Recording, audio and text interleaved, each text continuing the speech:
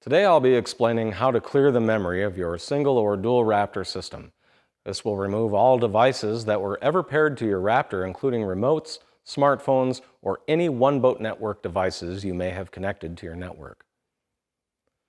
To do this, first make sure that your Raptors are in the retracted position. Then remove power from the Raptor pumps. You can do this using a power disconnect switch if you chose to wire your Raptors that way, or you can also remove the fuse from the power cable of the hydraulic pump. Next, press and hold the up button on the pump and then restore power while continuing to hold the up button. The LEDs on the pump will flash and you'll hear a beep indicating that all devices have been cleared from the pump. You can then release the up button. Repeat this process on the other pump if you're running a dual Raptor system.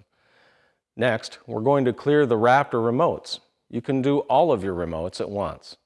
Press and hold the up and down buttons at the same time until the LEDs on the remotes begin to scroll.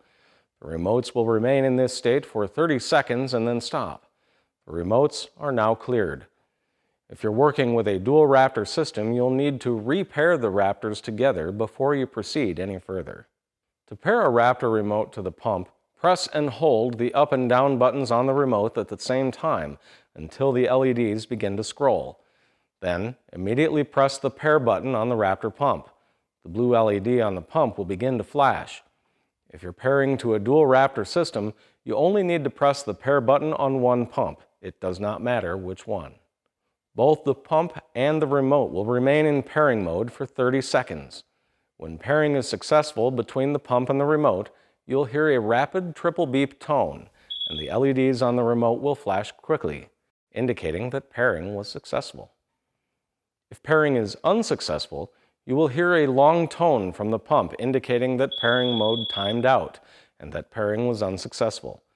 Go ahead and repeat the pairing procedure again. It may take a couple of attempts to complete a pairing process.